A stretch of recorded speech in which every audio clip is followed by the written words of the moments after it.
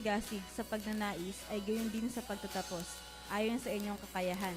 Sapagkat kung mayroong pagnanais, tinatanggap ang kaloob ayon sa tinataglay at hindi ayon sa hindi tinataglay.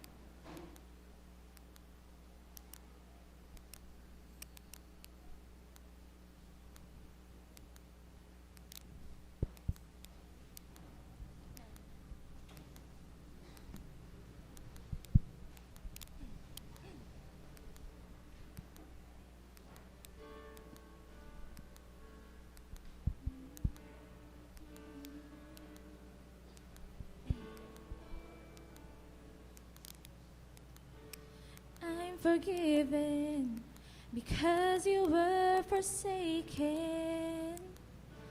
I'm accepted, you were condemned. I'm alive and well, your spirit lives within me. Because you died and rose again. I'm forgiven because you were forsaken. I'm accepted, you were condemned. I'm alive and well, your spirit lives within me. Because you died and rose again. Amazing love, how can it be that you, my King, would die for me? Amazing love, I know it's true, and it's my joy to honor you. Amazing love, how can it be that my King would die for me? Amazing love, I know it's true, and it's my joy to honor you in all I do. I honor you. I'm forgiven because you were forsaken. I'm accepted, you were condemned. I'm alive and well, your spirit lives within me. Because you died and rose again. Amazing love, how can it be that you, my King, would die for me? Amazing love, I know it's true, and it's my joy to honor you. Amazing love, how can it be that you, my King, would die for me. Amazing love, I know it's true, and it's my joy to honor you. And all I do, I honor you.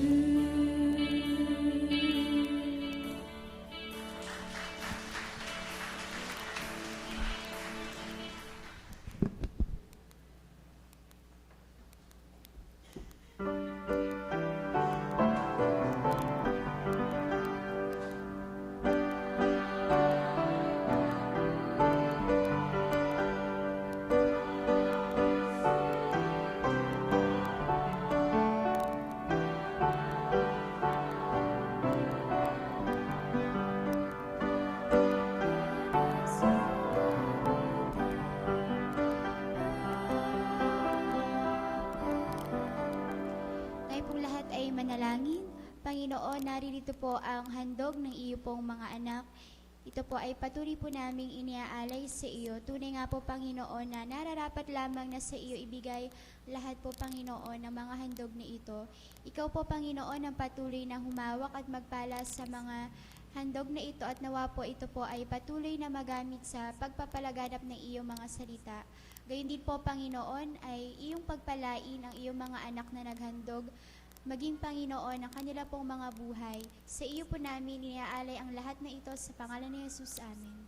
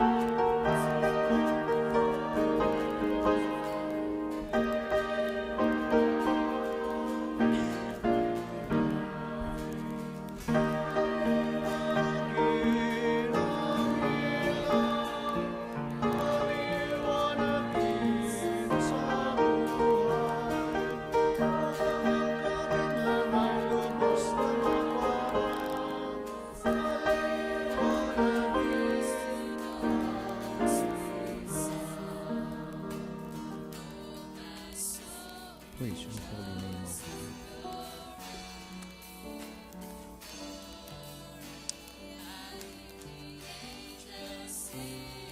Nauunawaan po namin, O Diyos, na kami ay ginawa mong mga ilaw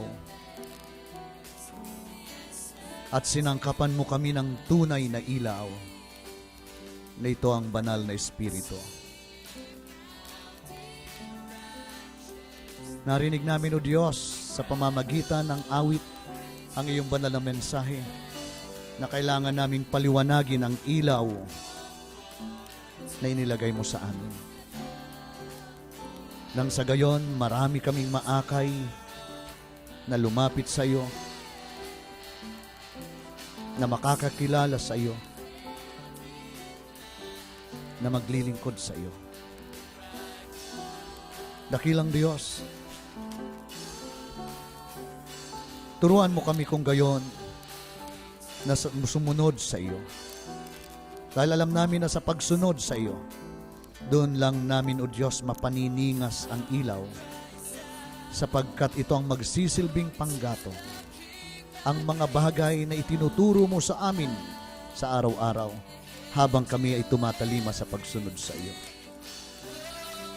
Ipundar mo kami, O Diyos, sa isang pundasyon na walang iba ng panulukan ay ikaw, ang iyong anak na aming Panginoong Jesus.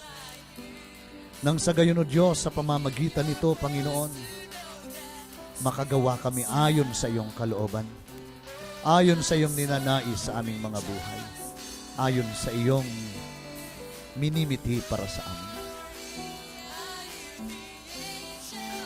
Pagmasdan mo, Diyos, ang iyong mga anak na narito. Batid mo ang kanilang kalalagayan bilang iyong mga anak. Tulungan mo kami, Panginoon, na kung ano man ang mga bagay, Panginoon, na nagiging sagka sa aming pagsunod sa iyo, tulungan mo kami, Panginoon, na ito'y malampasan namin. Ikaw ang magbigay sa amin ng lakas. Ikaw ang magbigay sa amin, Panginoon, ng malalim na dedikasyon at pasyon, nang sa gayon, patuloy naming matagpuan ang aming mga sarili sa tulong ng Banal na Espiritu na nakatayo. Dahil ikaw, O Diyos, ang pundasyon ng aming buhay. Patuloy mo, O Diyos, na ipadama sa bawat isang narito, Panginoon, na ikaw ang Diyos na nagpupuno rin sa aming mga pangangailangan. Pagbasdan mo, Diyos, ang bawat kapatid na narito. Mula sa kanilang pagkakayuko ng kanilang mga ulo sa iyong banal na harapan, katagpuin mo po, O Diyos, ang kanilang mga dalangin. Masumpungan nila sa kanilang puso, O Diyos, ang katuparan ng mga dalangin iyon, na higit pang magpapalakas ng kanilang pananampalataya sa iyo. At higit pa natutulak sa kanilang buhay sa pagsunod sa iyo. Pagmasdan mo rin, O Diyos, ang mga kapatid namin na ngayon ay naninikluhod sa iyong banal na harapan. Tanda ng pinakamataas na andas ng kanilang pagtalima ayon sa iyong pagkakatawag sa amin. Ama, sa kanilang pagluhod sa iyong harapan, katagpuin mo po ang kanilang mga dalangin. Kung mayroon man sa kanilang nangangailangan ng kagalingan sa oras na ito, O Diyos, maging ito man ay pisikal na kalalagayan, ipatong mo po ang iyong mapagpalang kamay sa kanilang mga ulo. Padaluyin mo, Diyos, ang kagalingan sa kanila. At sa pangalan ng aming Panginoong Jesus, tanggapin nila ito ngayon nang may kagalakan, na umuwi sila dala ang kagalingang buhat sa iyo, na umuwi sila, Panginoon, na malakas. Kung sila man, O Diyos, nangangailangan ng direksyon sa kanilang buhay, hindi lamang sa kanilang sarili, kundi maging sa kanilang pamilya, Panginoon. Ama, ikaw na aming liwanag. Panginoong Jesus, ikaw na aming daan at katotohanan. Ipahayag mo po sa kanila, Panginoon, ang direksyon ng buhay na dapat nilang tahakin. Gaano man ito kadetalyado, O Diyos, ituro mo po sa bawat isang kapatid, Panginoon, na nangangailangan ng iyong direksyon. Nang sa ganun hindi sila maligaw. Nang sa gayon, O Diyos, tamasain nila ang iyong pagpapala. Nang sa gayon, O Diyos, maging kagalakan nila ang pagtalima sa kung ano ang niloob mo sa kanila. Buksan mo, Ama, ang durungawan ng langit. Katagpuin mo ang kanilang mga pangangailangan. Punuan mo sila, O Diyos. Kung mayroon man, O Diyos, na mga isinasangguni sa iyo,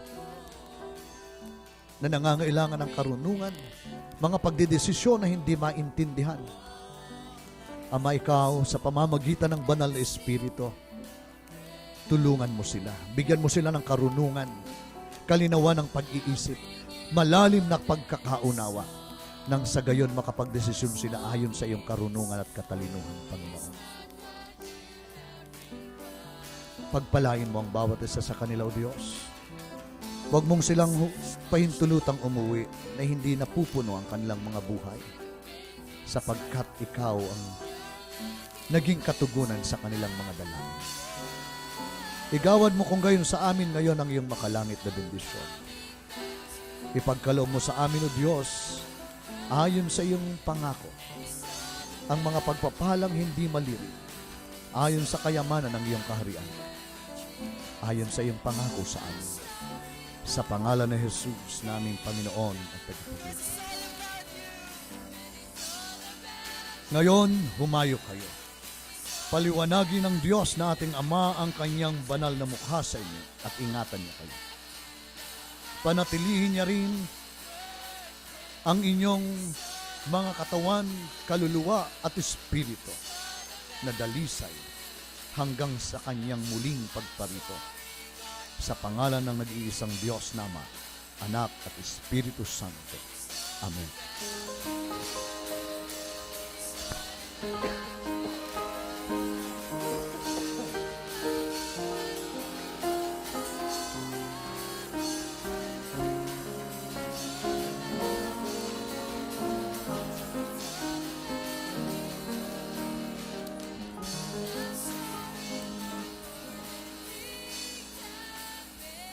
Magandang umaga po sa inyong lahat. Magpapatuloy po ang ministeryo ng pagpapanalanginan.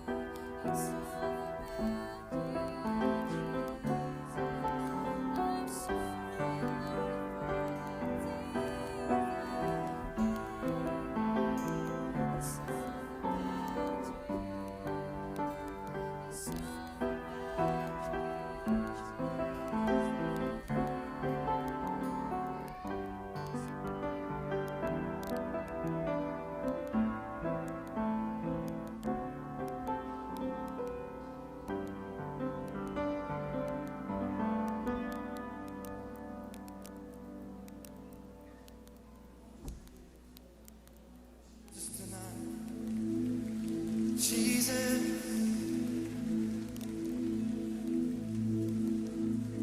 we call upon your name tonight, Lord, the name that is above every name, the name that's above every sickness, above every circumstance.